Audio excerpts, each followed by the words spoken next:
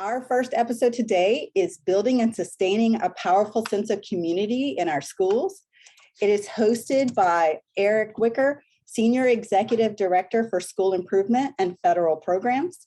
And our guest today is Christine Perez, Principal at Poe Middle School. Eric has been an elementary school principal. He now in SAISD supervises 6 principals of both elementaries and academies in our district. Christine her school serves grades 6 through 8, and she has an innovative combination on her campus of both dual language and STEM. Eric and Christine, we are so excited to learn from you today. The floor is all yours. Good morning. Hey, Kendra. Good morning. So as we get started today in our conversation around, building that sense of community, I'm going to start with a quote. I think that just kind of sums up the conversation we're going to have today, as well as really talks to the work that Christine and her team are doing over at Poe. And so the quote's by Marian Edelman, and it says, "Education is for improving the lives of others and for leaving your community and the world better than you find it." And I think what I know about Christine and the community at Poe is that's really what they're doing. They're building that sense of community and really leaving it better for the people that will come after and those that are there now. And so welcome, and Christine, welcome to you. And can you just start us off by letting us know when you describe the community at Poe, how would you describe that to people who don't know anything about Poe? Sure. So many of you here in the room with us are very familiar with Poe, but for those of you who aren't, I will say this, that it is a community of families in the neighborhood, in our neighborhood, and in our school. And we've had a lot of generational pathways through our campus. We've had brothers and sisters, aunts, uncles, cousins, grandmas, grandpas. We've had a teacher here for 24 years who served multi-generations, right? And so many of our students come to us already knowing that there are some folks here who are heavily invested in perpetuating what Poe means to the community. It's also a pretty impressive beacon when you look at it at the corner of Aransas and South New Braunfels. It's really quite astounding to look at in the evening. And one thing that I really appreciate about the community is that they're very watchful of our school and very respectful of it. And so it's just, it's really awesome. We're a combination of seasoned and newer educators. We're a combination of seasoned students and newer students to our campus, given the new STEM and dual language pathways that exist here. Awesome. And I think that sets the tone for the rest of the conversation. So as you think about having seasoned seasoned teachers and new teachers, it really is about that belief of what your school is, right? And so what beliefs do you think define Poe Middle School? Well, we have several different philosophies that are all married together. And if you follow us on social media, you may know, or if we've shared some of our philosophies with folks in the room, you know that the overriding belief is that our attitudes determine pretty much anything that happens to us. And we use an acronym for that called PACE, kind of like PACE Picante, but for us, it's PACE, positive attitudes change everything. And so with that, there's 3 tenets, and that the first is this: 97% of the things that we worry about will never happen. And 97% of the things that we want in life, either as students or adults, we can have with hard work. And lastly, and most importantly, is that 97% of the things that happen to us on a daily basis are a direct result of our attitude. So our attitude can be positive or negative, but we manifest what our existence is like as a student, as an educator, as a human. And so those PACE is really the overriding belief here.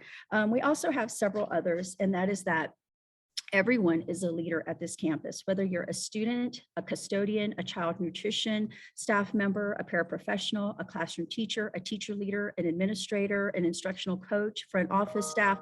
Every person has an untapped set of talents that can be cultivated and manifested into leadership at the campus level and in the community. That includes our students too. And so one of the expectations is that at some point, a person on our campus can know that I will come to them or someone else will come to them and say, hey, you have a talent here or you have a skill here, and we need for you to share that with our school community. And the last one is that we're all in this boat together, and we all have to be rowing the boat in the same direction, because that's the only way that we're going to work collectively to achieve our goals to be the best we can for kids every day. And that's really what this is about. It's serving kids and making sure that they're leaving us ready to move on to the next level of learning and to become what they aspire to be after they graduate from the public school system. Those are awesome. So as you think about those, and that's really what defines Poe. As a leader at Poe, how have you been intentional about making sure that everyone understands that, from your community down to your students, to your teachers, your staff, so that everyone lives it and exemplifies it as they kind of go through their days at Poe? Right. There's several different ways that those are developed at the campus level. So one example is student leadership. And it might look a little unique at this campus, and there might be some that employ it. For example, every campus has some students that need a lot more support, however that looks, academically, behaviorally, socially, however it looks. And so what we've learned over the last couple of years is when we flip the script and we empower students with that sense of leadership, they rise to the occasion and they're looking for ways to make contributions. We just haven't given them the pathway and the opportunity to do so. You may have seen one of our students, actually. She was part of the social media video that came out. So we tap into our students in that way to highlight their talents. We also have different programs on our campus. The Tigerettes, they're TikTok famous. Some of you may have seen them. And so they're an exemplar of leadership on our campus, right? So they're out there, they're representing us. And so when we have kiddos in those highlighted spaces, the folks who are sponsoring those programs or clubs are sharing with them, you're not only representing yourself, our cohort, our club, but you represent our campus and our community, and we're highlighting the best of what that offers. In terms of educators, one of the things that we share with folks through the interview process or through the onboarding process is that we will come to you and we will ask you to share something. Like, you're here at Poe for a reason, because we see something in you that you can contribute and add value to our campus with. And so we do, for example, we release a lot of the leadership on our campus to our educators, right? They're facilitating different portions of what's happening day to day, whether it's professional learning, whether it's campus-based events, it's onboarding of new teachers, mentoring, the buddy system. It has many different looks. The important piece is that all of that is released back to teachers. We can't cultivate a pipeline of leadership at many different levels if we don't coach and grow our own within the campus building. Those are great examples that you shared. So as you think about those beliefs and you think about developing those and really becoming that culture in that community at Poe, what would you say are ways that those beliefs and those attitudes have increased the academic achievement and the social emotional achievement of students and staff members on your campus? Sure. We're working through both of those diligently. Prior to the pandemic, we'd started to gain momentum in terms of academic achievement and growth and closing the gaps. And so now we're reclimbing those steps, and we're really focusing on getting kids here first in the building, whatever it takes, right? If you're here because you love athletics, if you're here because you love being in Mr. Jaramillo's tech club, or you love gardening, or you're an office assistant, or whatever the case is, we just need you inside the building first, and then we can work from there. So one piece is making sure kids know we love them and we want them to be here. But just as important is letting adults know we love you and we want you to be here. And so some of the ways that that's increased what we're doing here in terms of like social emotional learning is we're teaching kids and we're teaching adults a common language around what it means to not repair or not to cause harm in our community, and how do we repair that, and how do we talk to each other, teacher to teacher, student to teacher, parent to teacher, adult to adult, administrator to administrator. So one, it's growing and highlighting positive interpersonal and intrapersonal relationships with each other.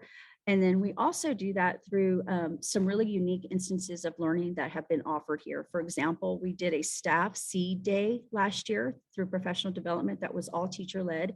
We did one for our students as well, because to us that was important, that we're understanding the folks in the building on a human level, and we cannot expect them to grow academically or to show achievement academically if we're not giving the proper attention to the human component first. And that's what education is. And I think sometimes we get away from that because there's this umbrella called accountability, and we move away from that sometimes. And the pandemic has had one positive benefit, and that is we're humans first, and we have to learn how to work together peacefully in the building for a common cause to grow our human greatness together.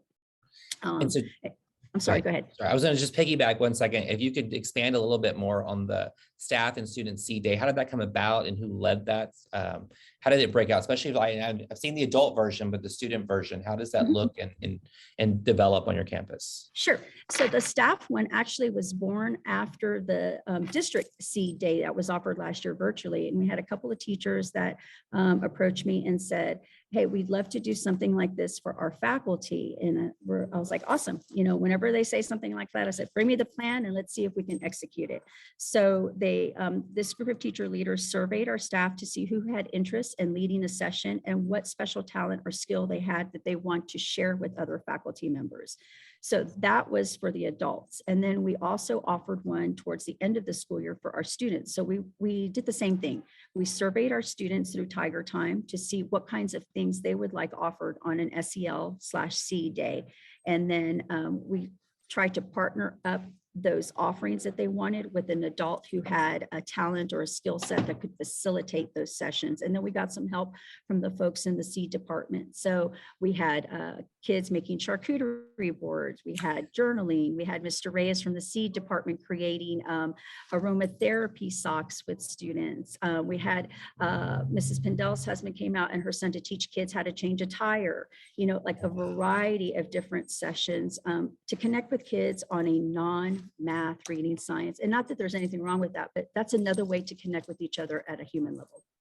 And so how did you incorporate that into your day? What did that look like? So for those that are joining us from a campus level. Yeah, and last year it was a unique year because we had so few students. So what a rotation schedule was built up. So every kiddo had to sign up for 4 sessions, and the teacher leaders who were leading that, because this is all organically grown by teachers. So the teachers, we pushed out the survey, they got to sign up for their sessions. The teacher leaders that were in charge hyper monitored to make sure all of the kids that were here for in-person learning were signed up for a session. And then they just had a certain amount of time in a session, and then they rotated to their next choice. Certain amount of time in that session, they rotated to the next choice. Awesome. And so is there plans to do that again this year? Absolutely. We're trying to figure out how to make it happen with 616 kids. As you think about your campus and we think about that community you're building, what do you want? How do you want a brand new student who walks on your campus, be it a 6th grader or be it someone new that's just starting tomorrow? How do you want them? What feeling do you want them to get, or what do you want them to recognize about your campus immediately when they walk on your campus? Sure. When the kiddos come into the building, I want them to feel loved first. I want them to know that we're happy they're there. And kids are really very intuitive about that. They can pick up on your energy right away, whether it's your tone of voice, your facial expressions, your body language, just your general energy, right? Sounds a little bit new age, but it's very apparent to young people. And so right from the get-go, you know, from the time that they walk onto the campus to go into their morning staging areas, we want the person who's greeting them at their grade level doors to be high energy, to be happy, to say good morning, to call them by name if they know their name, you know, like this morning, Miss Tiller, our assistant principal, works at the front and receives 7th graders. And she had 3 Starbucks drinks because, you know, some kids had done some great things, and, you know, and she's dancing and has music, and she's got her tiger shoes on, you know, hi, good morning, how are you doing? Love you, glad you're here. So, and then, you know, the same for our 6th and 8th graders as well. We want them to feel love. We want them to feel that they're supported when they come here. We want them to feel that the climate inside of our building is warm and inviting also. Awesome. So taking that same thing, how do you want a new staff member to feel? Or even say I walked onto your campus, what do you want me to get across when I walk on your campus, or a new staff member? Well, we hope that people who walk into our campus as staff members first and foremost feel supported. And that may look different based on their need. We want them to feel loved also. We want them to be excited about what it is that they're teaching children. We want them to have a love of their content, but we also want them to feel valued as a leader. So whether you've been in the game for a month because you're new to the profession, or you've been in the game for 25 years, everyone has something that they can contribute to add value to Poe. So in essence, we want both students and staff to feel the same thing, and that's loved, invited, and supported. And so you've given a couple examples, but so we talked, so these are some big pieces, right? As people come on, that initial feeling they get. And so I think as you talked about being basically welcoming and inclusive is really, it's kids being loved, staff being loved, those things. So what are some of those examples? I know you talked about kids being greeted by the door. What are some other examples that that Poe really kind of encapsulates that feeling of warmth and welcoming? Sure.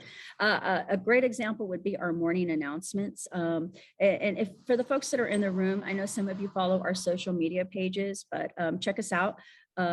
We have a morning announcement that's facilitated primarily by our students in English and in Spanish. But every morning we have some guests today.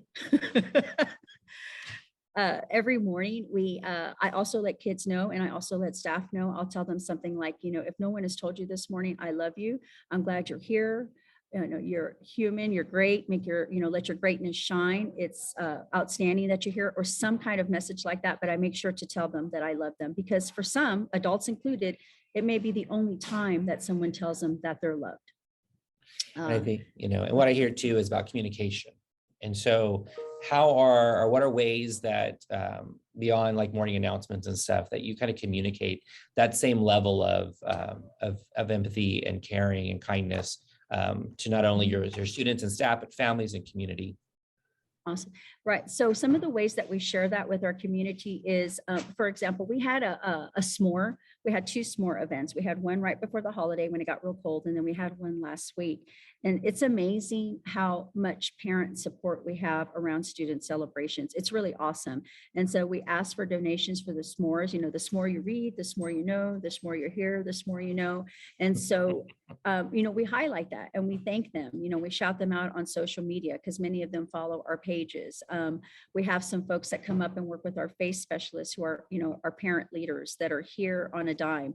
I know I mentioned the Tigerettes before, but that group of parents, that group of moms, they're uber invested in their students' participation in that organization, and they're bringing it. They're bringing the meals for the girls after practice, the Gatorades and stuff. And so anytime that we have a chance to tell them thank you, anytime that we see them in the morning, we greet them, we know them by name, and always say thank you, because they need to know that they're appreciated and they're valued for being a partner with us, in growing kiddos to their full achievement.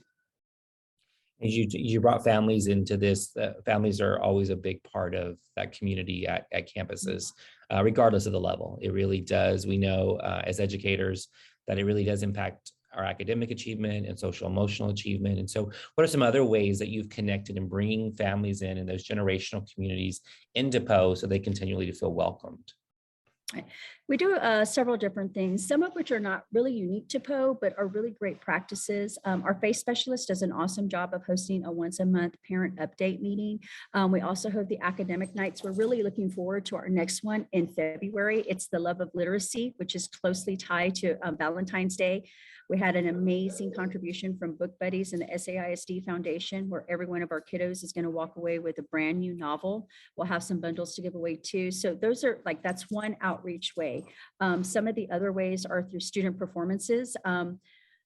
It's so awesome to see kids perform, whatever their level of skill is. And I think it really makes parents and families just so proud, right, of what their student has achieved from the time school started to, Christmas time, or the time winter break to the end of the school year. Our athletics is a big, big deal here, and we have a huge amount of athletic support.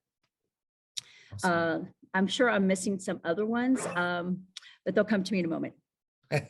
And so I'm going to give you a quote and give you a little thinking time. So what does this quote say to you, or how does it connect to Poe? And so the quote is by Clifton Talbert. And it says, "Taking the time to build community, to get to know your people with will have long-lasting benefits? So I just thinking about it, there's a couple of words that stick out to me. The first one is taking the time, because nothing is immediate or overnight. And I'll give you, and Poe is a great example of that. We're still in our turnaround efforts. And what I mean by that is we've turned around and enhanced a lot of the existing practices that were here. We've begun some new practices, and some that were just not appropriate for, our current place and time have, been archived. But what that means to me is that it takes time. It's not going to happen overnight, and it takes constant effort and being very purposeful about what you're doing. But more importantly than that, it's making sure that the vision and the mission and the communication and the love is frequently shared and communicated adequately to everyone. And that can't happen unless I'm constantly living and breathing what I'm preaching, right? So if I'm saying PACE, or I'm saying Hey 97, or I'm saying I cultivate leadership here, then I need to go find those folks. Our assistant principals need to find those folks. Our leaders need to find those folks, and we need to encourage and grow that cycle of leadership. And so as we kind of start wrapping up our conversation just about the community you've built, what would you say is one last thing that you would want people to take away from about Poe and share with those people around, and share with those other communities around them? Sure. What I want people to know about the students and the staff members that are inside Poe is that we're some of the hardest working humans around.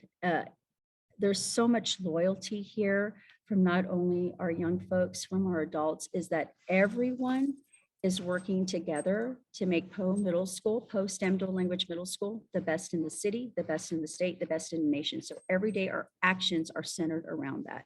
And that really is what I want people to know. Like, there's amazing humans in this building, and every kiddo in this building deserves a chance to get the ultimate learning experience and to have all the levels of support that he or she deserves.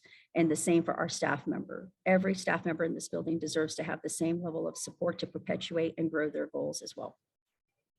Well, I think that kind of wraps up our conversation. Christine, I really appreciate you sharing. You brought a lot to the table about what things that go on at Poe that really can be shared across all of our campuses within SAISD. And I think it just speaks to the community we have amongst our leaders and amongst our families and communities. And our schools really are that place of hope for a lot of our communities. And so I'm glad to hear that that's what's being built at Poe. So I'm going to throw this back to Kendra. Okay, thank you guys so much. That was an amazing conversation. We're so privileged to have been able to hear it. I know that this is the first of our series, and so there might have been a few distractions in there. So I appreciate you. You kept going and we worked through it. I'm sure it was all cheers in support of everything you're saying, and you got a lot of love in the chat, both of you guys. So thank you for that. One thing I want to do before we kind of go and see what questions we can address is I want to let people know, thank you for being here in support of us, but also that we're going to do this again next week. And if you go to the link for the Instructional Influencer Series that I put in the chat, you'll see episode 2. So this is just a quick commercial preview that we'll have episode 2 next week, same time, same place. And this next topic is going to be on cross-content literacy. We're super excited about this because everybody says this, but lots of people are like, okay, what does this really mean? And how do you really do it? And does this really give you the bang for the bang for its buck? Is it worth it? And how do we get people on board? And so we're going to have Esmeralda Alday, our executive director for dual language, hosting that session. And our guests are going to be 2 of our content directors.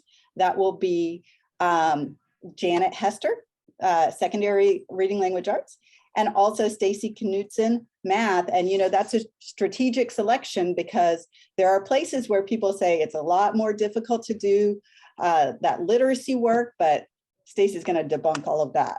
So I appreciate you guys being here. And now I would like to go to the chat and see if there's a couple of extra things that we can just ask you guys while you're here. Ms. Flores, you had a question, and I want to make sure that your question got answered. Dr. Flores, do you want to ask your question?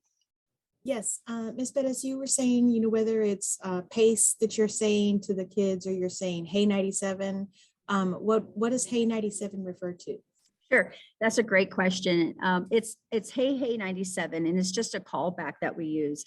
And we teach it as early as 5th grade. So when we go to do the choice slips visits, we start teaching PACE to students. We talk about the philosophy, we talk about the beliefs, and we teach them the callback, and we use it here also. So I don't know if you remember, but the 3 tenets were, 97% of the things that we think will happen will never will, right? So don't worry about it. We can have 97% of the things we want in life if we're willing to work for them, and 97% of the things that happen to us daily are a direct result of our attitude. When we talk with kids or even with adults and we need their attention, I'll say, hey, and then the crowd responds 97, right? And so we typically use it with students, but we have used it with adults too, just a callback. But it reinforces the belief, which is the more important thing. That's awesome. Thank you. Thank you. Okay, next question comes from Jana, and this could be for both Ms. Perez or Mr. Wicker, either one. Who do you guys consider as your role models for building community?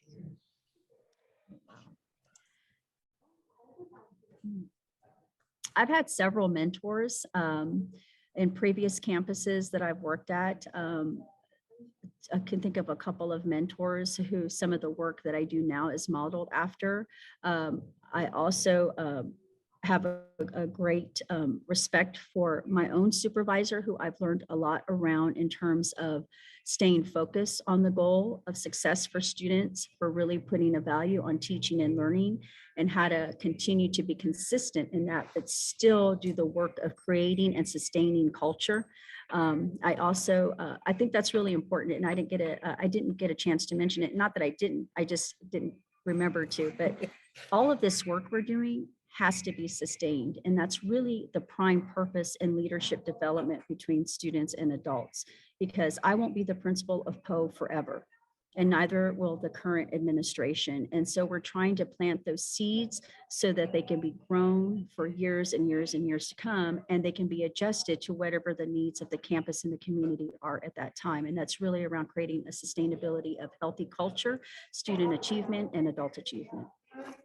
And I would echo what Christine said about just really, it's based, a lot of that work that I did and still do is really based on people I had the opportunity to work with, who really guided me and really kind of put some things in place. I think if I think about it from a textbook way, Karen Mapp has great work. And I think a lot of the learning that I did in some previous jobs was really wrapped around Karen Mapp's work and her tenets, and and those pillars that she has, and really understanding how important bringing people to the table is and building relationships. I learned early in my career that I could get a lot more accomplished by having strong relationships with people.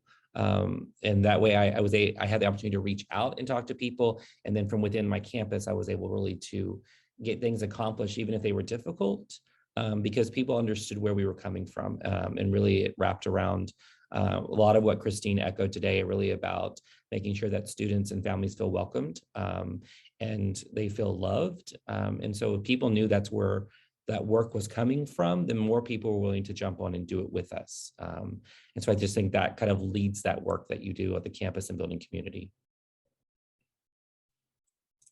Okay, thank you. And then, there's a question in the chat, but I'm going to kind of tweak the question a little bit. What's happening right now in our community, particularly in our district, we've had a vaccine mandate at one point, and we currently are under a mask mandate. And, at our board meetings, it's very evident that decisions around what's happening in the pandemic right now, and, some of the decisions that we've made in the district to ensure our staff and our students are safe can be divisive. And so the question that I'm seeing that I want to pose from the chat is, how do you continue to build community, sustain community on your campus, knowing that there are some topics out there that cause division, and it's with the kids, it's with the parents, it's with the community. And so there's always like this tension, yet we're trying to come to a space where we're really like working and learning and building collaboration, when sometimes our background or our lives outside of school really, it feels a little bit more divisive.